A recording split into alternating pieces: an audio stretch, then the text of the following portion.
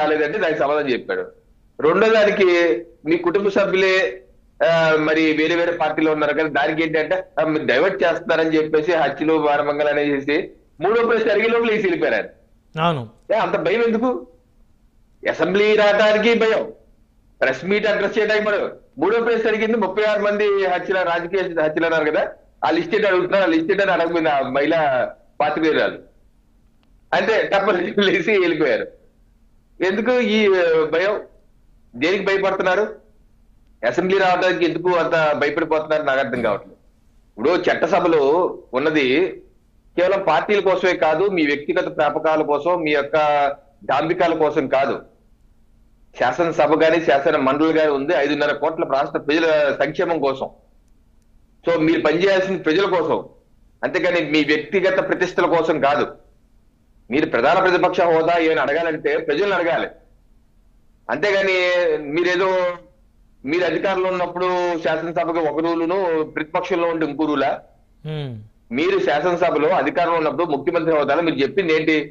చంద్రబాబు నాయుడు నీ దగ్గర 23 ఉన్నాయి, 5 నేను లాగేస్తే నీకు ఆ ప్రధాన ప్రతిపక్ష హోదా కూడా మేలుతో, నీకు ఉన్నది కేవలం నా దయాదాక్షరాల మీద నీకు ప్రధాన ప్రతిపక్ష హోదా ఉంది అని అన్న రోజు మరి శాసనసభ రూల్స్, ప్రొసీడింగ్స్, డైరెక్షన్స్ ఇవన్నీ గుర్తురాలేదా? అవును. మరి ఈ రోజు ఎందుకని? నాకు ఇవ్వటం లేదు. ఆ రోజు అన్నారు కానీ ఇంప్లిమెంట్ చేయలేదు వాళ్ళు. మరి ఆ రోజు మీరు అన్నారు కదా, అన్నారు కానీ ఇంప్లిమెంట్ చేయలేదు. 18 రాకపోతే ఉండదని తెలుసు కదా మీకు. మరి ఆ రోజు మీ దయాదాక్షల మీద చంద్రబాబు నాయుడు గారికి ఉందని చెప్పి అన్నారు కదా. అవును. మరి ఈ రోజు మీరు ఏ రకంగా అధికార పక్షం మీద బురద జల్లుతారు?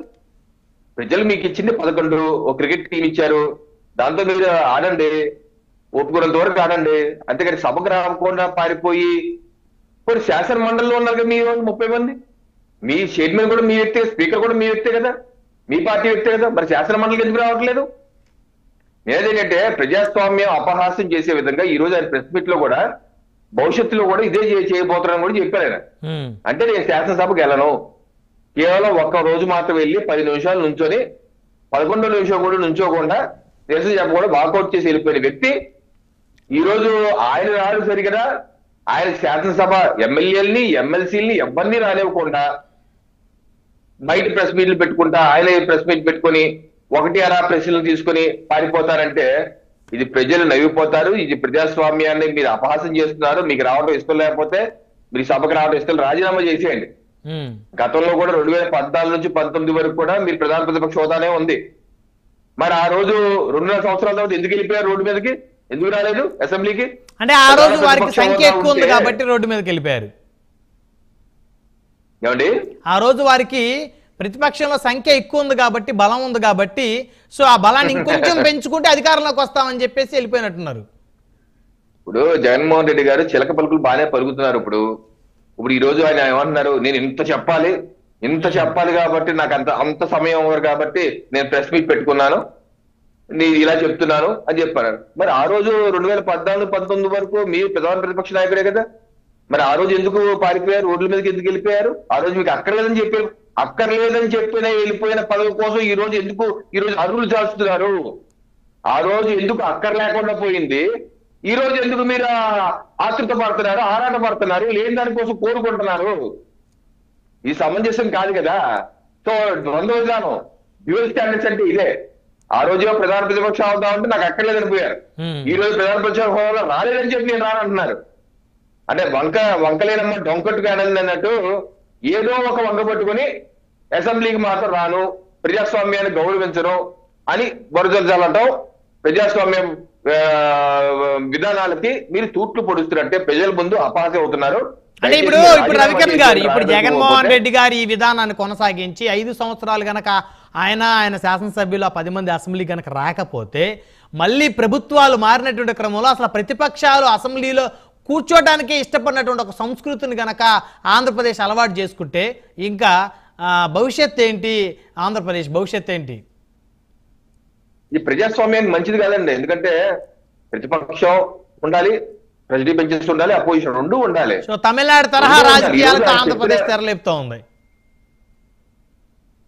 తమిళనాడులో కూడా వెళ్తున్నారండి, అపోజిషన్ పార్టీస్ వెళ్తున్నారు. ఇప్పుడు ఈయన చెప్పినటువంటి సుదీర్ఘ ప్రసంగం ఈ రోజు సభకు వచ్చి చెప్పొచ్చు కదా. ఈ రోజు అప్పుల మీద శ్వేతపత్రం రిలీజ్ చేశారు ముఖ్యమంత్రి గారు. ముఖ్యమంత్రి గారు చెప్పింది ఏంటి? 9.75 లక్షల కోట్ల అప్పులు ఉన్నాయి, ఇంకా పెరుగుతాయేమో, ఇంకా చూస్తున్నాం అని చెప్పి అన్నారు. ఈయన ప్రెస్ మీట్ పెట్టి ఏమంటారు? 7.5 లక్షల కోట్లు మాత్రమే అప్పులు ఉన్నాయి అంటారు. మరి వాళ్ళ యొక్క ప్రతినిధులు మన వరకు టీవీలో వచ్చి అబ్బే 4 లక్షల కోట్ల అప్పులు, 4.5 కోట్ల అప్పులు, 4 లక్షల కోట్లు అని చెప్పి వాదించారు. మరి ఈ రోజు వారి నాయకుడే 7.5 లక్షల కోట్లు అప్పులు అంటున్నారు. ఇక తేడా ఎక్కడ వచ్చిందంటే, ఆయన చెప్పింది, ముఖ్యమంత్రి గారు చెప్పింది, జగన్మోహన్ రెడ్డి గారిని చూస్తుంటే కొన్ని పద్దులు జగన్మోహన్ రెడ్డి గారు యాడ్ చేయాలి. అవి ఏంటంటే outstanding dues to vendors and schemes, అది 1,13,200 కోట్లు, అది జగన్మోహన్ రెడ్డి గారు యాడ్ చేయలేదు. Outstanding dues to employees, అంటే రాష్ట్ర ప్రభుత్వ ఉద్యోగులు దాచుకున్నటువంటి పిఎఫ్ డబ్బులు కూడా వాడేశారు, అది 21,980 కోట్లు.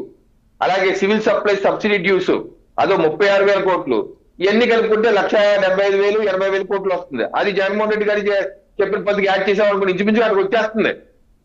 సో పెద్దగా ఆ డిఫరెన్స్ ఏంటో మీరు అసెంబ్లీకి వచ్చి అడిగితే పయ్యావుల కేశవ్ గారు ఎవరు చెప్పేద్దరు కదా, జగన్మోహన్ రెడ్డి గారు లేదా పవన్ కళ్యాణ్ గారు లేదా చంద్రబాబు నాయుడు గారు చెప్పేద్దరు కదా, ఇదిగో బాబు ఈ తేడా ఉంది, నువ్వు పదులు యాడ్ చేసుకోలేదని.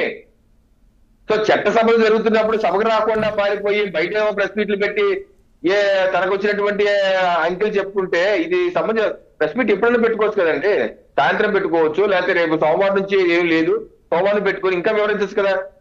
సో శాసనసభ సమయాన్ని వృధా చేసి అది రికార్డు అవుతుందండి. శాసనసభ అంటే ప్రజాస్వామిక దేవాలయం, రాష్ట్రానికి గుండెకాయ లాంటిది. మేము శాసనసభకి వెళ్ళను, నా ప్రధాన ప్రతిపక్ష హోదా ఇస్తేనే వెళ్తాను, లేకపోతే చిన్నపిల్లలాగా నాకు కుక్క కావాలి, నాకు కుక్క కావాలి నా సినిమాలో అన్నట్టు నాకు ప్రధాన ప్రతిపక్ష హోదాయే కావాలి, అది ఇస్తేనే వెళ్తాను అంటే ఏంటి చిన్నపిల్లలు ఇవ్వచ్చు కదా. కూటమి కూడా ప్రతిపక్ష కానీ కాదు రవికిరణ్ గారు, ఇవ్వచ్చు కదా. ఏమండి ఇవ్వచ్చు కదా.